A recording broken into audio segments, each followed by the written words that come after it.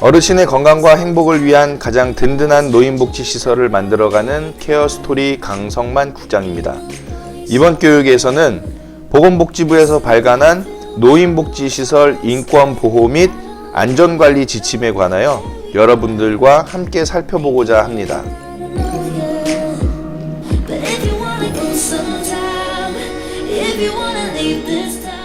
노인복지시설 인권보호 및 안전관리 지침은 보건복지부에서 발간한 지침으로 노인복지시설이라면 반드시 지켜야 할 인권 및 안전관리에 대한 규정들이 제시되어 있는데요.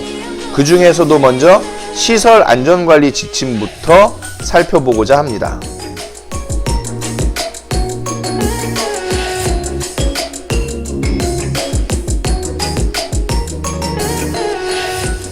노인복지시설 안전관리 지침에서는 생활노인의 외출 및 실종 시 조치사항, 응급환자 발생 및 안전사고 시 조치사항, 사망자에 대한 조치사항 등 시설 운영에 있어 발생할 수 있는 안전사고를 대비해 지침을 마련해 놓은 것이므로 시설 종사자 분들 뿐만 아니라 운영자 분들께서는 반드시 숙지하여야 하는 규정이 되겠죠.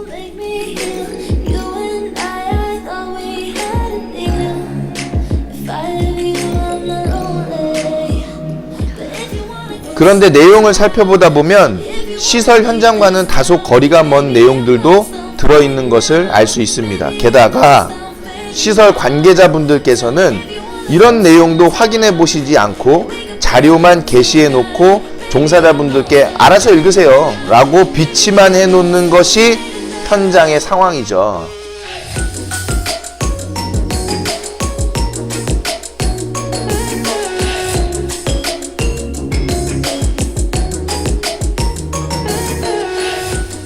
하지만 어르신의 안전관리를 위해서 적극적으로 종사자 교육을 통해 이러한 지침을 숙지시켜 드려야만 장기 요양 서비스의 질은 향상될 수 있을 것입니다. 자, 그럼 서두는 여기서 이만 줄이고 본격적으로 노인복지시설 안전관리 지침에 대해서 함께 살펴보도록 하시겠습니다.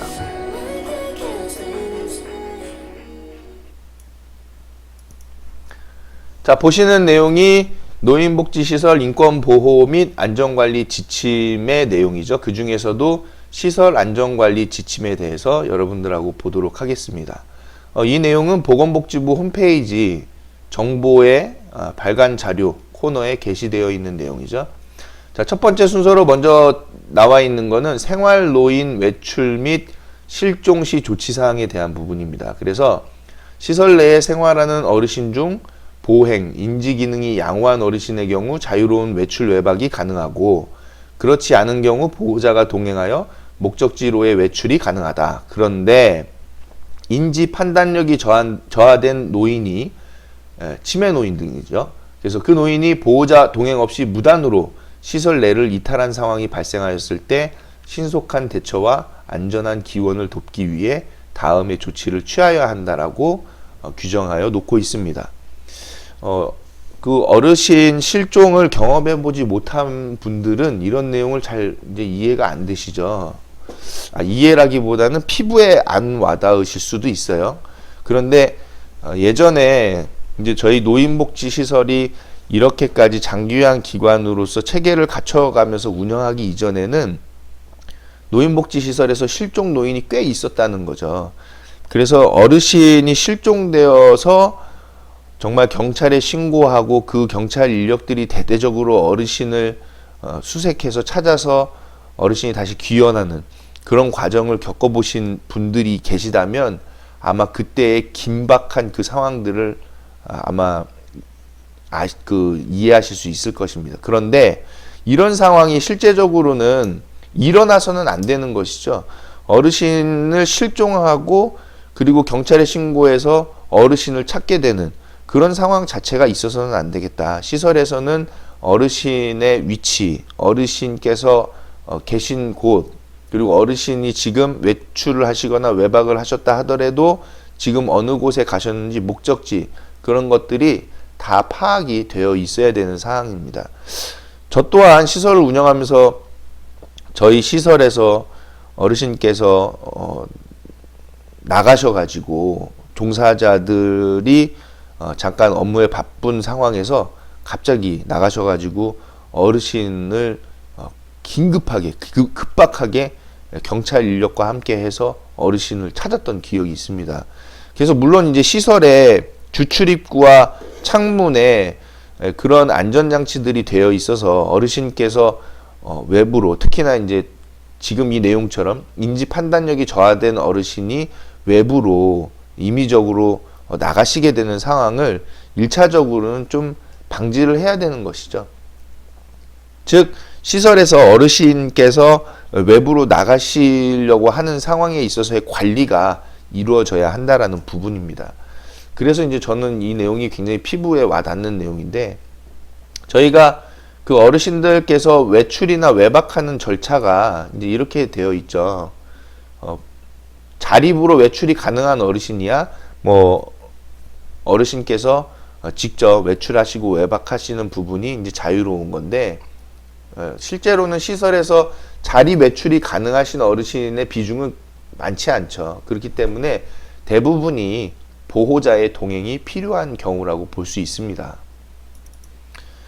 자, 그래서 안전하게 자립보행이 어려운 어르신이나 또 인지기능이 저하된 어르신 같은 경우에는 가족분들의 의사가 이제 중요하죠. 그래서 가능한 행성지, 용무 등을 파악하고 지원 방법을 모색해서 단순 외출로서 어르신들 그 보호자분들에게 인계해 드려야 되고, 또 가족의 협조가 가능한 경우에는 가족분들께서 어르신을 모시고 외출이나 외박하실 수 있게끔 보호자분들께 인계해 드려야 되겠고, 가족의 협조가 어려운 경우에는 이제 저희 직원분들께서 어르신 외출에 대한 부분을 지원해 드릴 수 있겠다라는 건데, 이 내용의 그 보건복지부 지침에는 이제 자원봉사자가 나와 있는데, 실제로는 자원봉사자분들께 어르신의 외출을 위탁할 수는 없는 상황이죠.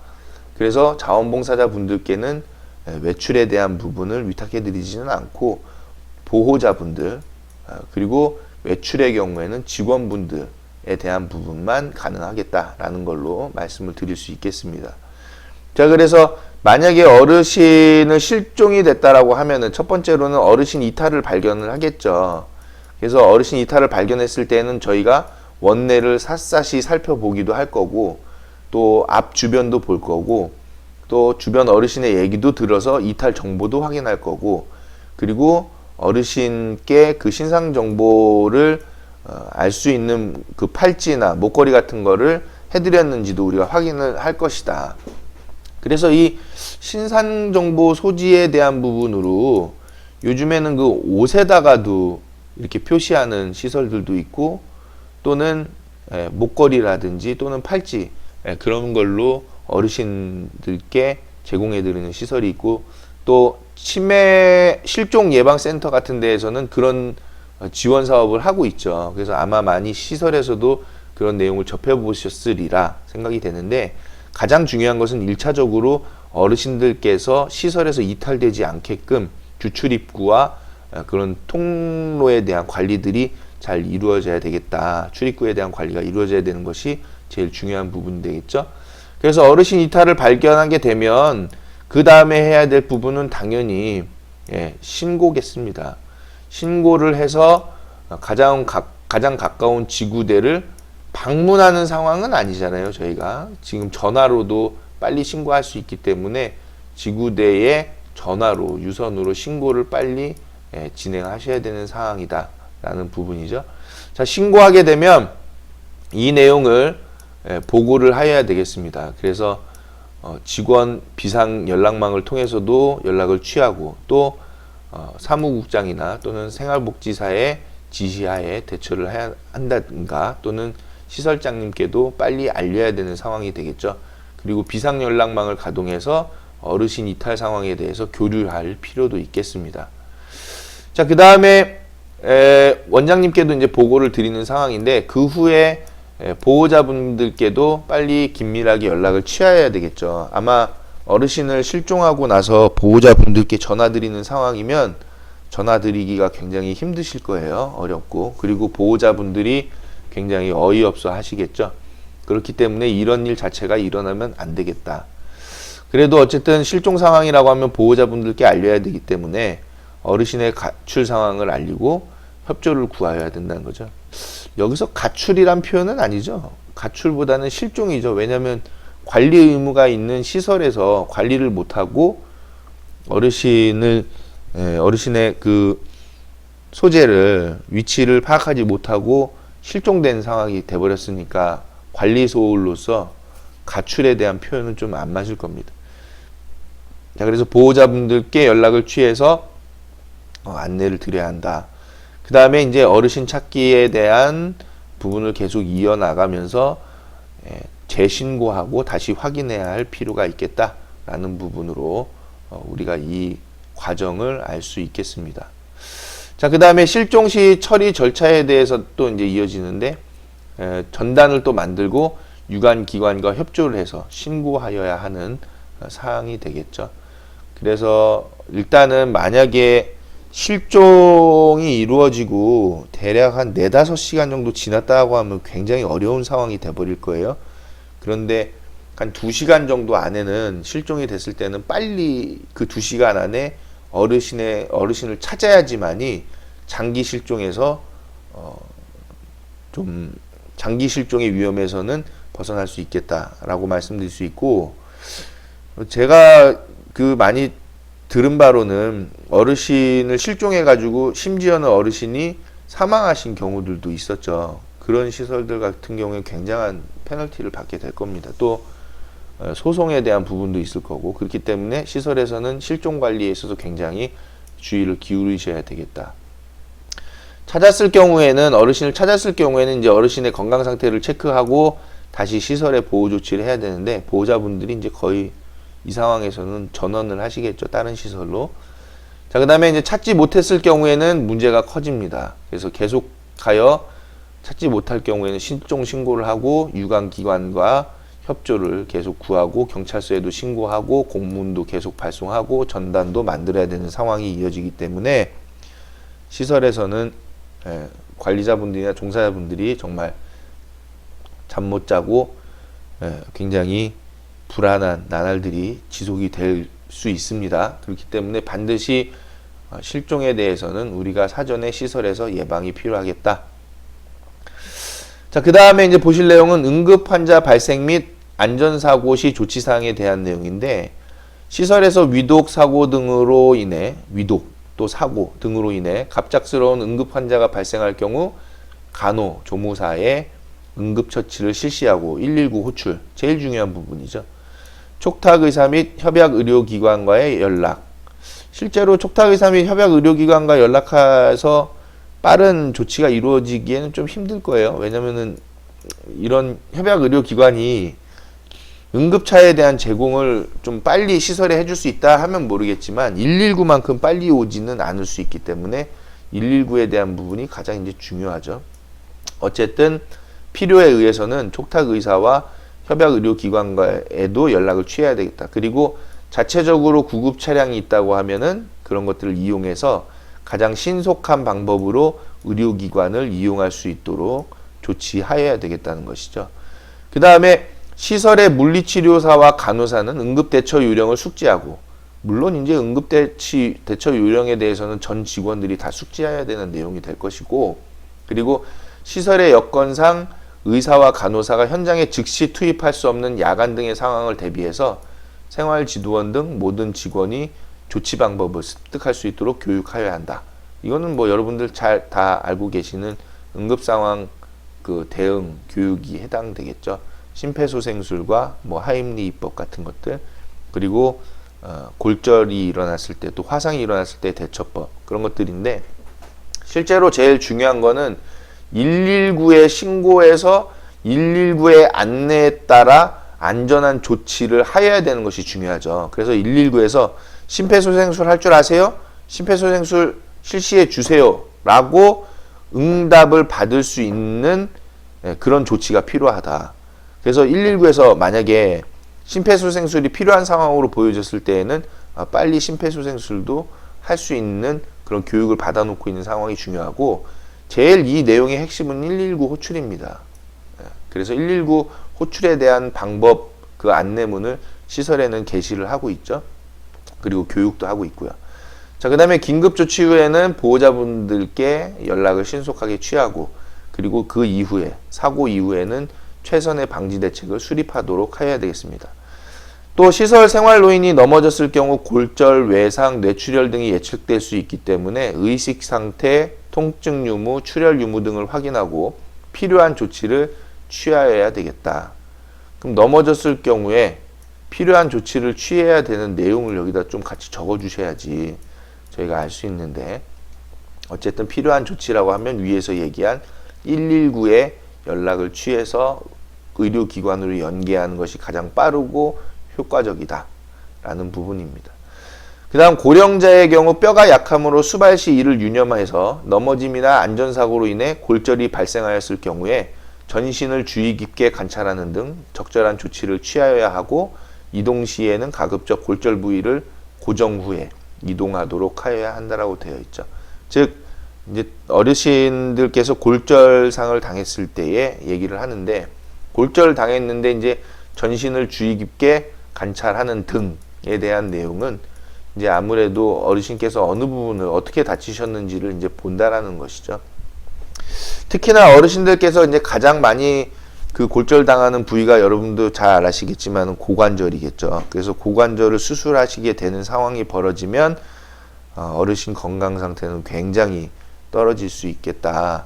그리고 또 그에 따라서 비용 발생에 대한 부분들도 있기 때문에 여러분들이 어르신께서 고관절을 다치지 않으시게끔 어르신들의 이동과 또 낙상 방지에 최선의 노력을 다 기울여 주시기를 당부를 드리고 싶습니다. 그래서 응급 환자가 이제 발생을 했을 때에는 처리 순서가 이제 이렇게 되어 있는데, 시설에 이런 내용들 다 이제 게시를 해 놓으셨는데, 실제로 이 내용을 한번 읽어보시고 숙지를 하셨다면 이 내용이 조금 안 맞다라고 보여지는 부분이 있죠. 뭐냐면 이제 자, 입소자분들 중에 응급 상황에 따라서 환자가 발생했어요. 자, 그 상황을 관찰하는 거 이해합니다. 관찰해야 되겠죠. 그런데 관찰하는 거에 있어서 우리가 먼저 중요하게 해야 할 일, 바로 119에 신고를 해야 한다는 것이죠. 큰 상황에 대해서는 119에 지금 바로 신고를 해야 되는데 관찰만 하고 있는 상황에서 끝나면 안 되겠다. 자, 구명에 필요한 처치도 119에서 안내를 받아서 해야 되겠죠. 119에서 모든 안내를 같이 해주고 있다. 특히 119에서 이런 내용이 되겠죠. 환자가 발생했어요. 관찰하고 빨리 119에 신고합니다. 자, 그 상황에서 119에서 물어볼 거예요. 환자 상태가 어떠세요? 의식이 없어요. 또는 출혈이 있어요. 라고 말하겠죠. 자, 그래서 의식이 없을 때에 그 상황을 얘기를 하게 될 겁니다. 입안에 뭐 이물질이 많아요? 뭐가 있으세요? 그러면 빨리 이물질을 제거하고 머리를 뒤로 하고 기도를 확보해 주세요. 그런 내용들을 안내를 받으면 안내 받는 대로 해야 할 필요가 있겠다. 이 내용에 있어서 제일 중요한 상황, 중요한 시점이 어디냐면, 환자가 발생했다. 환자가 어떤 상태인지 심각하다, 빨리 119 신고. 이 지점 중요하죠. 두 번째, 119 신고했어요. 정확하게 알리겠죠. 정확하게 알리는 그 지점. 이 지점, 그 지점이 굉장히 중요한 거죠. 정확하게 알려야 됩니다. 만약에 정확하게 알리지 못했을 때에는 구명에 필요한 처치가 효과가 없는 처치를 할 수 있는 상황도 벌어질 수 있어요. 그렇기 때문에 119에 신고했을 때에는 환자의 상태를 정확하게 알려야 되겠다라는 부분이기 때문에 우리는 응급상황 발생 시에 대한 그 대처 교육을 할 때 119에 신고하는 그 교육을, 훈련을 자주 하실 필요가 있겠습니다. 자, 그래서 만약에 출혈이 있는 상태, 호흡이 없으면 그러면 이제 안내를 받겠죠.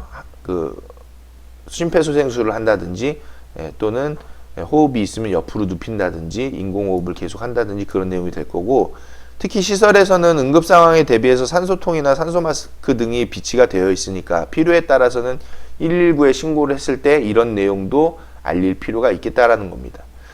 그 다음에 출혈이 되어 있는 상태다. 119에 신고를 해서 지금 어르신께서 어디에 출혈이 있으세요? 머리에 출혈이 있으세요? 또는 다리에 출혈이 있으세요? 그러면 뭐 어떤 걸 가지고서 압박지혈 해주세요. 또는 지압지혈 해주세요. 구급차가 도착하기 전까지 어떻게 해주세요. 악화 방지에 필요한 처치를 해주세요. 이런 내용들을 지시받겠죠. 그에 따라서 지혈이나 고정을 시킨다든지 화상 부위를 냉각시킨다든지 할 수 있는 처치가 제공될 수도 있겠다라는 겁니다.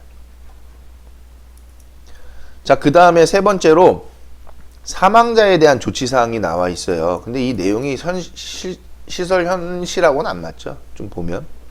그래서 보니까 시설장은 시설 생활 노인이 사망한 경우 어떻게 해요? 119에 빨리 신고하겠죠. 그리고 보호자가 있으면 보호자에게 즉시 알려야 되는 상황입니다. 예. 시설장은 시설 생활 노인이 사망했는데 그 의식을 경건한 장례 절차에 따라서 행하는 내용은 지금 안 맞는 내용이죠. 장례는 보호자분들이 진행하신다.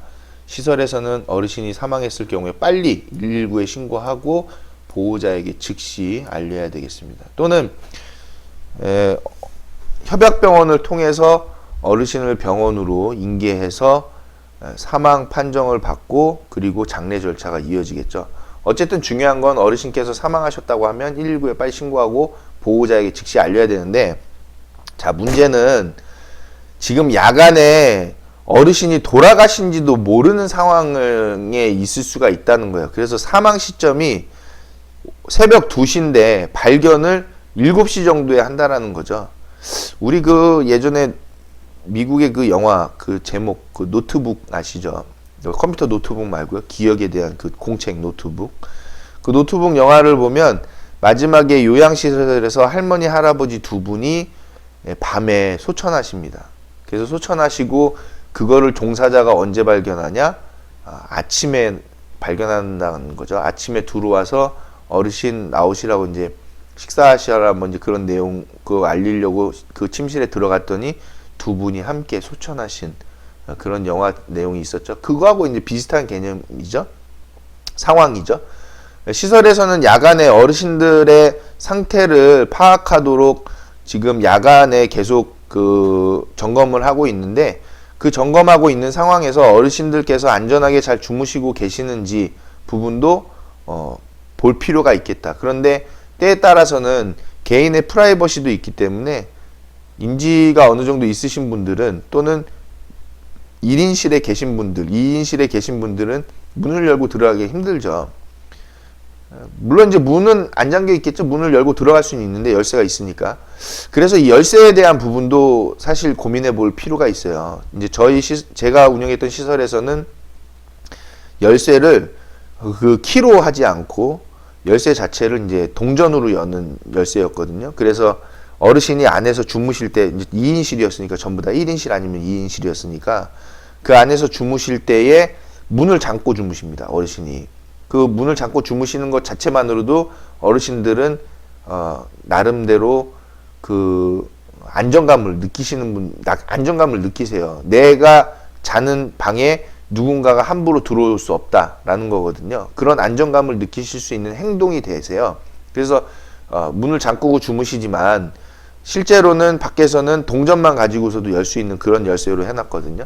그거는 이제 안에서 주무시는 어르신들이 안정감을 느끼고 문을 잠그는 행동을 통해서 안정감을 느끼는데, 때에 따라서는 야간에 주무시지만은 한 번씩 잘 주무시는지 확인해 볼 필요가 있거든요. 그래서 문에다가 투시창을 만들어 놓는 경우도 있습니다. 또는 이제 투시창을 안 만드는 경우도 있어요. 왜냐면은 4인실 같은 경우에는 투시창 없이 그냥 문 열고 들어가서 다 둘러본다는 거죠. 근데 그런 게 솔직히 야간에 주무시는 어르신들 입장에서는 굉장히, 이게 뭐 수용소잖아요. 내 방도 아니고 4인실에서 누군가가 들어와가지고 쭉 둘러보고 간다는 그 행위 자체가 솔직히 불편한 내용이거든요. 그런데 어쩔 수 없이 관리적인 부분에 있어서는 시설에서는 그렇게 관리를 하고 있다라는 겁니다. 그래서 우리가 이제 뭐 얘기가 이런 얘기까지 더 가면 이제 길어지는데 여기서 잠깐 끊고, 어쨌든 시설에서는 야간에 어르신들께서 지금 그 수면하고 계시는, 취침하고 계시는 상황을 점검할 필요가 있다. 근데 이제 만약에 그 야간에 사망하신 경우까지도 파악이 된다고 하면은 그러면 바로 119에 신고하고 보호자에게 알려야 되겠죠. 그 다음에 이제 그 1번에 보면은 장내 사유 발생 시 사망자 처리에 대해서 시설장은 관계기관에 보고하여야 하며 필요한 조치를 취해야 한다라고 되어 있는데, 장내 사유 발생 시에 이제 관계기관에 보고하는 것은 우리가 WPC를 통해서 퇴소 보고를 하게 되겠죠. 사망에 따라서. 그런데 이제 그 보호자가 없는 국민기초생활수급권자나 무연고 입소자가 사망한 경우가 있어요. 시설에서. 그래서 보호자가 없기 때문에 그런 경우에는 119에 빨리 신고를 하고 즉시 시군구에다 통보를 해서 장례 절차에 대한 부분을 안내를 받아야 되겠죠. 다만 무연고자인 경우는 시설의 결정에 따라서 적법한 절차로 이제 장례 절차를 진행한다는 것이고, 또 생활노인 사망의 직접 원인이 직원의 현저한 과실이나 고의적인 사실로 확인되어지면 시설장은 해당 직원을 인사심의위원회를 통해서 징계해야 한다. 그리고 필요에 따라 형사고발 조치를 해야 한다는 겁니다. 그러면은 시설에서는 인사심의위원회라는 부분이 있어야 되겠네요. 근데 이 조그만한 시설에 공동생활 가정이나 또는 뭐 물론 75인 시설 되는 시설이라 하더라도 종사자분들이 인사심의위원회를 구성한다는 거는 그 인사심의권 자체를 갖고 있는 분이 시설장님, 대표자님, 그리고 뭐 사무국장하고 사회복지사까지도 못 갈 거예요. 인사에 대한 부분이기 때문에. 그래서 이 인사심의위원회를 어떻게 구성할 것인가 라는 부분도 시설에서는 조금 고민을 봐야 할 사안이 됩니다. 어쨌든 지금 이 노인복지시설 안전관리 지침상의 인사위원회를 통해서 징계해야 한다는 내용이 있기 때문에 이 부분도 우리가 일정 부분 시설의 업무에 반영을 시킬 필요가 있겠죠. 자, 장례 장소는 무연고자는 시설 내에 지정된 장소 또는 장례식장에서 시설 주관 하에 함을 원칙으로 하는데, 시설에서 그 장례 장소를 하기에는 어렵고 장례식장에서 다 하죠. 그리고 장지 및 시신의 처리는 화장을 원칙으로 합니다. 그리고 시설이 소재한 행정구역 내에 국공립 납골당에 안치하는 것이 제일 합리적이겠다. 제일 좋은 방법이겠다. 그리고 이렇게 규정이 되어 있는 것이고요. 이런 내용들은 이제 무연고자에 해당하는 겁니다. 무연고자. 그리고 보호자가 없는 국민기초생활수급권자 어르신들이죠. 어떠한 경우에도 시설 내에 사망의 유골 보관은 금한다는 거 알고 계셔야 되겠고, 장례 비용은 국민기초생활보장법에 의한 수습권자인 생활노인이 사망하였을 경우 국민기초생활보장법에서 제시한 비용으로 충당하는데, 추가 비용이 발생할 경우에는 보호자가 부담하는 것을 원칙으로 하지만 무연고자의 경우에는 추가 비용을 시설에서 이제 부담하여야 되는 상황이 되겠죠. 그래서 보호자가 없는 국민기초생활수급권자 같은 경우에는 추가 비용이 시설에도 발생할 수 있다는 점 여러분들이 일단은 알고 계셔야 될 것 같습니다. 자, 유류금품의 처리에 대한 문제인데, 복지실시기관, 즉 보건복지부 장관 또는 시도지사 또는 시장, 군수, 구청장, 한마디로 시군구죠. 그래서 그 복지실시기관 또는 노인복지시설의 시설장은 장례를 행할 자가 없는 생활노인이 사망하여 장례를 행함에 있어서 사망자가 유류한 금전 또는 유가증권을 그 장례에 필요한 비용에 충당할 수 있다. 그리고 부족이 있을 때에는 유류 물품을 처분해서 그 대금을 충당할 수 있다라고도 되어 있죠. 그리고 직계 혈족 등 상속인의 존부가 분명하지 아니한 때에는 그 외 자녀금품은 민법에 따라서 처리하도록 규정되어 있습니다. 자, 그리고 보고 및 퇴소 처리가 있는데, 시설의 생활노인 사망 후에 행정기관에 사망 1개월 이내에 재반 관련 서식에 의거 사망 사실을 보고하여 퇴소 처리를 해야 하는데, 여기서 이렇게 규정을 했으니까 결국에는 퇴소 보고는 1개월 이내에 빨리 해달라, 이런 내용으로 이해하시면 좀 쉽겠죠.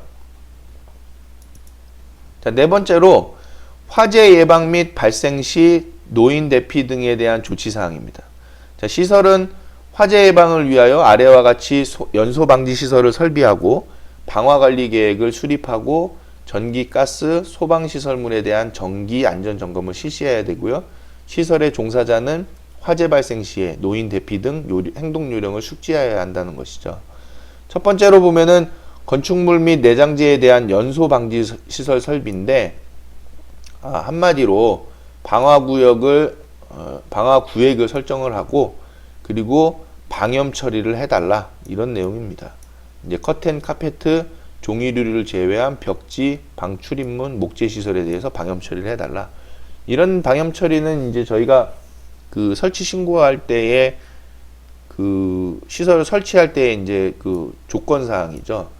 그리고 시설을 운영할 때에도 마찬가지로 커튼이나 그런 것들을 따로 구매를 한다고 하면은 방염 처리된 부분으로 설비를 해야 되겠다. 근데 시설에서 시설 설치해 놓고 나서 관리가 안 되니까, 관리를 안 하니까 별도로 나와서 시군구에서 그냥 커튼이나 벽지나 뭐 방 출입문 등 목재 시설에 대해서도 뭐 방염 처리 안 하고 그냥 뭐 따로 다시 설치를 하는 그런 상황들이 있죠. 그렇기 때문에 설치 신고 이후에 방염 처리를 안 한 것들을 설비를 한다고 하면 사고에 있어서 추후에 책임에 대한 부분이 배가가 되기 때문에 그런 일은 없도록 관리하는 것이 좋겠습니다. 여기서 보면 커튼, 카페트, 종이류를 제외한 벽지네요. 커튼이나 카페트 같은 경우에는 큰 뭐 방염 처리되어 있는 부분까지는 아니다 라고도 알 수 있겠습니다. 그 다음 방화관리 계획 수립 및 교육인데, 시설은 방화관리 책임자를 선임해야 되겠죠.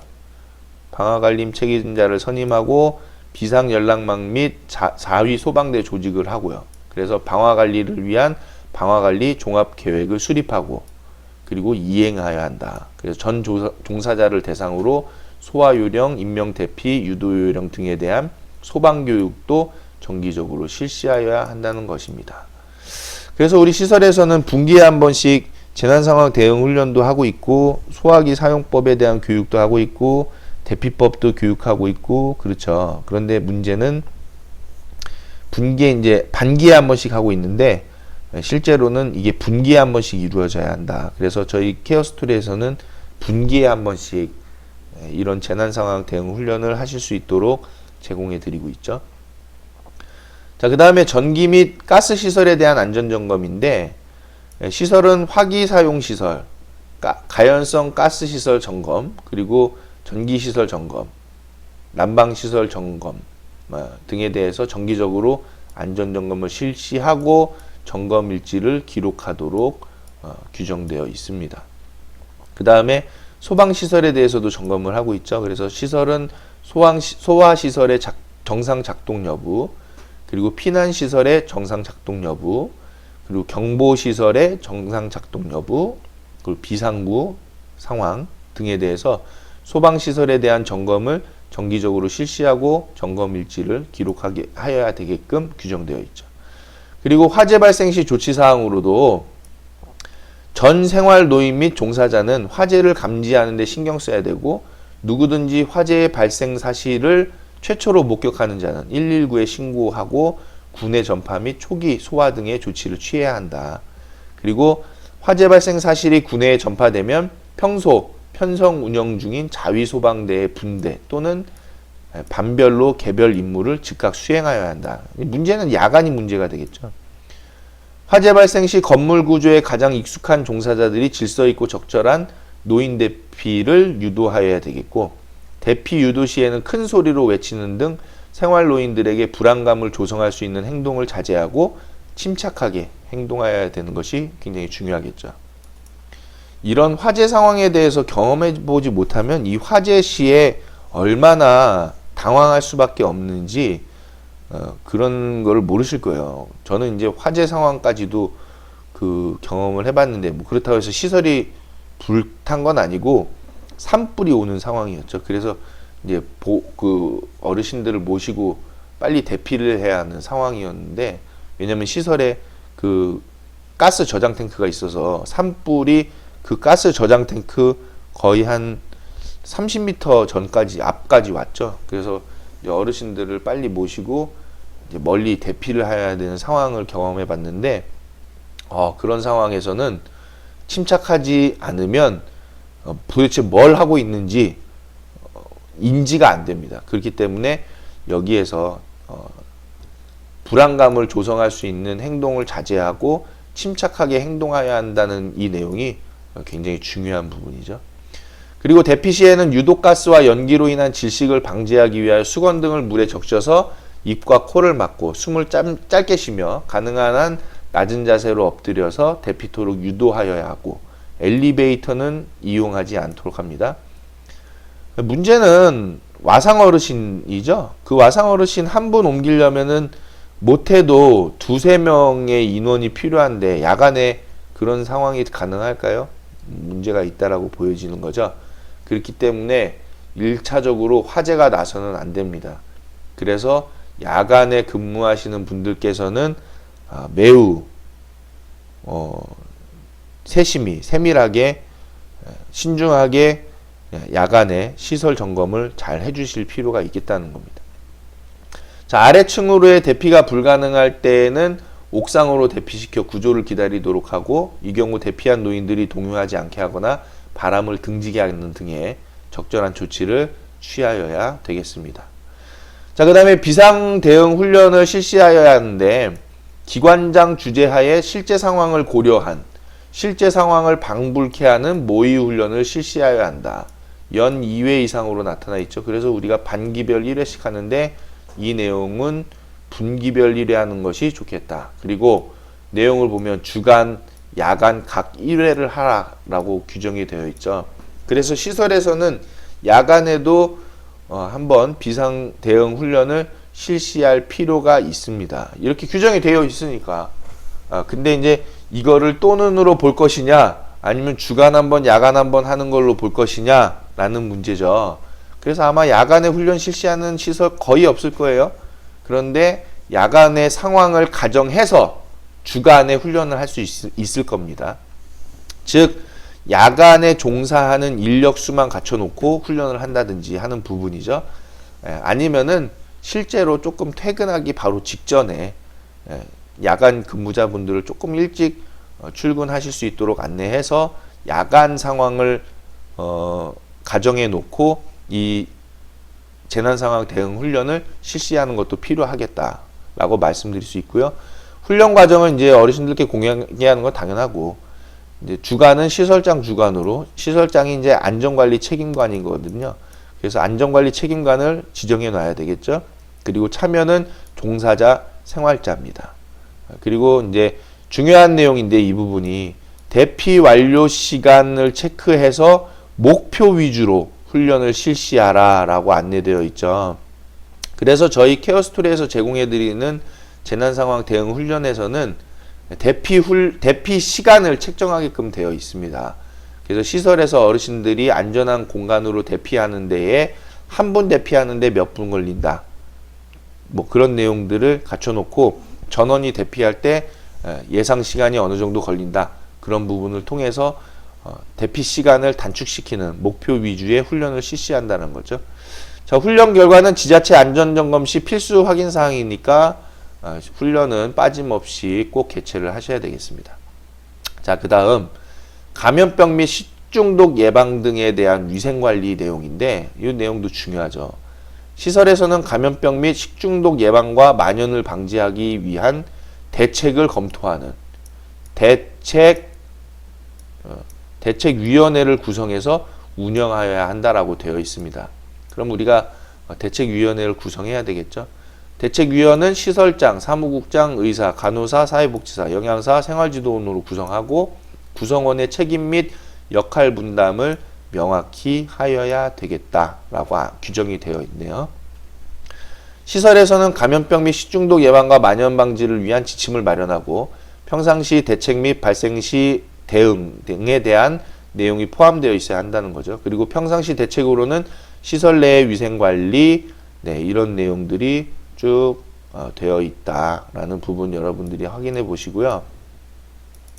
이 시설에서 그 감염병 및 식중독 예방과 만연 방지를 위한 지침이라고 하는 것은 저희가 이런 자료가 있죠. 어르신을 위한 식생활 길라잡이 같은 거 그런 자료가 있기 때문에 그거를 이제 지침으로 우리가 조금 변경해서 사용할 필요가 있겠습니다. 그런 부분 이제 별도로 이제 제공을 해드릴 거고요.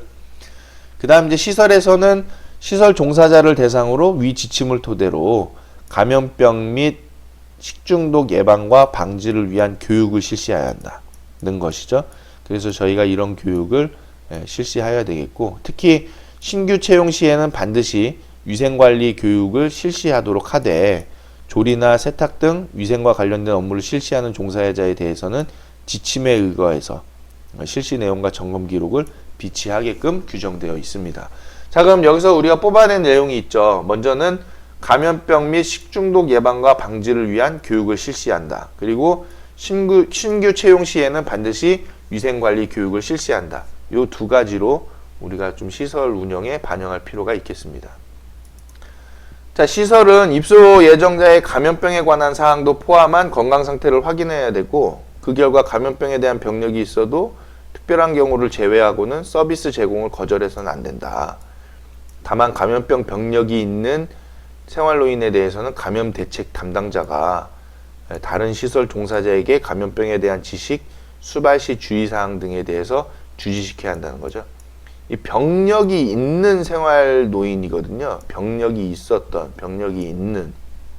즉, 지금 감염병을 심각하게 갖고 있는 상황이면 빨리 치료를 받아야 되겠죠. 근데 이제 병력이 있었던 분이고, 감염병 검사에 따라서 입소가 가능한 부분으로 저희가 보여질 때에는 시설 입소를 우리가 막을 수는 없는 부분이다. 서비스 제공을 거절해서는 안 된다라는 내용입니다. 자, 그 다음 감염병 및 식중독 발생 예방 수칙이 이제 나와 있는데, 이런 내용들은 여러분들이 다 아시는 내용이고 지금 관리를 하고 있는 부분이니까 첨부해 드리는 그 내용을 반드시 한번 읽어보셔야 되겠습니다. 감염병 및 식중독 발생 예방 수칙이죠. 뭐 물은 끓여서 마셔야 되고 이런 부분들로 이제 쭉 나열이 되어 있습니다.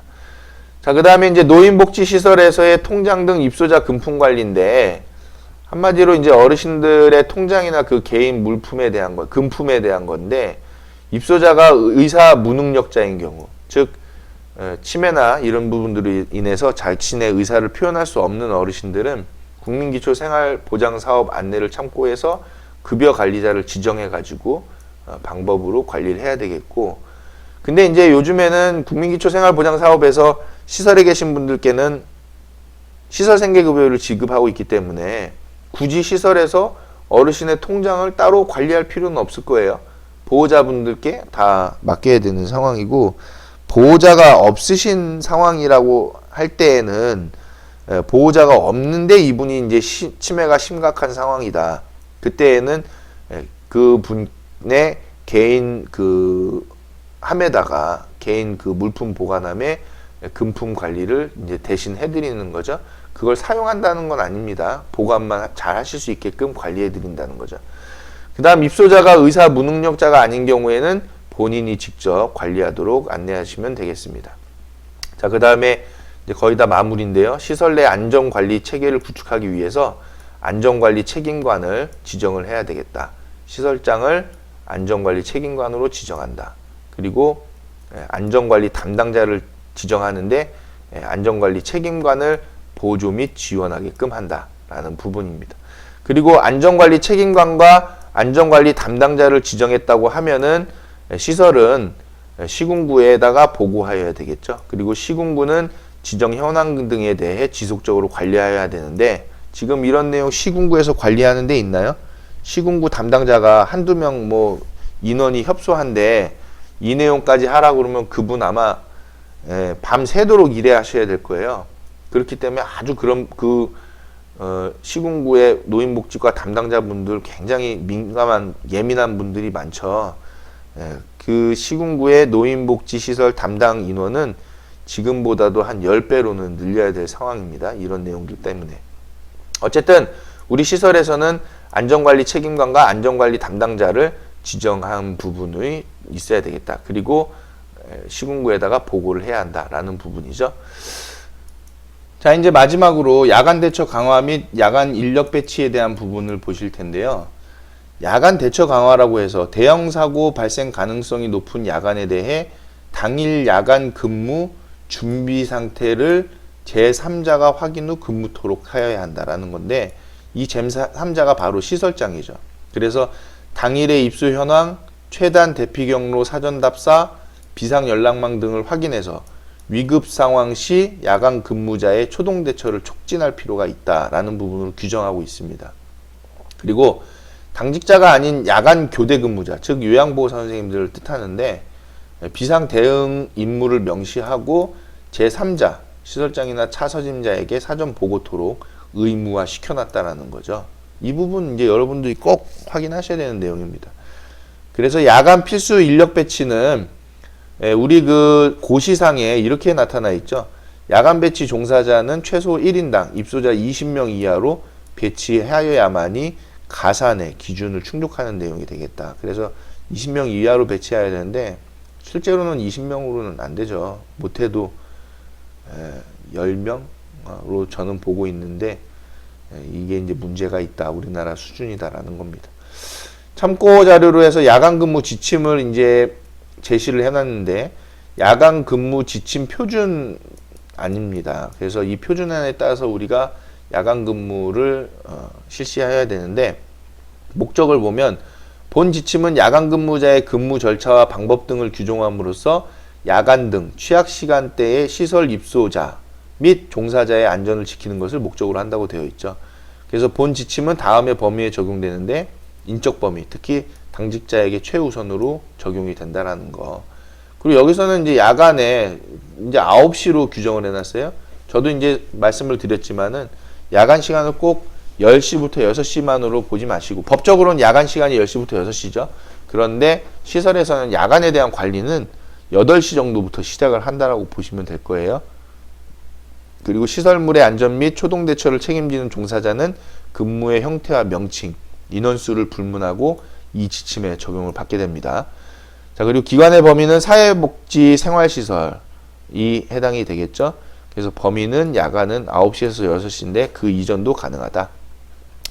자, 근무 준비가 중요하죠. 그래서 당직자는 매일 18시까지 당일을 기준으로 야간 안전 취약 요인을 확인하고 비상시 대피 방법 등을 준비해야 되는데, 그 준비 사항을 요런 내용으로 하고, 그리고 기록으로서 유지 관리해야 한다는 것입니다. 그래서 이 준비 사항은 첫째로는 당일 입소 현황, 그리고 층별 최단 대피 경로를 확인하고, 그리고 초동 조치를 위한 소화기 위치나 대피 경로상 방해 요인을 제거하고, 그 다음에 비상시 시설 내외 연락망에 대해서도 확인을 해야 한다. 그리고 당직 업무 수행을 위한 지참물 등을 갖고 있어야 되겠죠. 이 얘기는 뭐냐면 결론적으로 야간 근무를 할 때 출근을 했으면 이 사항들부터 먼저 확인을 하고 근무해라, 그 얘기죠. 이 사항들은 뭐냐? 현재 입소자가 누구냐? 그리고 대피를 할 때 최단 경로는 어디냐? 그리고 소화기 위치는 어디냐? 그리고 대피 경로상에 혹시라도 장애물이 있는지 확인해라. 즉 출근했을 때 시설 한 바퀴 쭉 둘러봐라. 그리고 비상시 시설 내외의 비상 연락망을 확인해라. 결론적으로 이 확인하는 서식 앞지 앞에 그 비상 상황 대피로에 대한 그 건축물 현황도 거기에 소화기 위치가 표현이 되어 있어야 되겠고, 그리고 입소 현황자에 대한 부분도 거기에 같이 있어야 되겠죠. 그래서 그 내용을 보고 야간 근무를 할 수 있게끔 해야 한다, 이겁니다. 그리고 이 내용에 대해서 누가 확인을 하냐? 시설장이 확인해야 되는데, 시설장님 저녁에 퇴근하시잖아요. 그렇기 때문에 다음날 오셔서 보시든지, 아니면은 야간에 최선임자를 정해놓고 그분이 확인하게끔 하면 되겠다라는 부분입니다. 뭐 확인 방법은 뭐 저희가 뭐 다 아는 내용이니까 넘어가셔도 되겠고, 이런 내용도 지금 하고 있는 내용들인데, 특히 이제 이런 내용이 중요하죠. 시설의 순찰을 최소 2시간에 한 번씩 실시한다. 2시간에 한 번 안 되죠. 거의 30분에 한 번은 돌아야 할 상황입니다. 그리고 순찰시 특이사항은 당직 일지에 기록하도록 되어 있으니까 야간 순회 점검 기록부에 작성하는 것으로 우리가 볼 수 있겠습니다. 자, 이렇게 해서 이제 노인복지시설 안전관리 지침에 대해서 우리가 이제 다 살펴보셨는데, 부록으로 들어있는 거는 사회복지시설 안전점검표예요.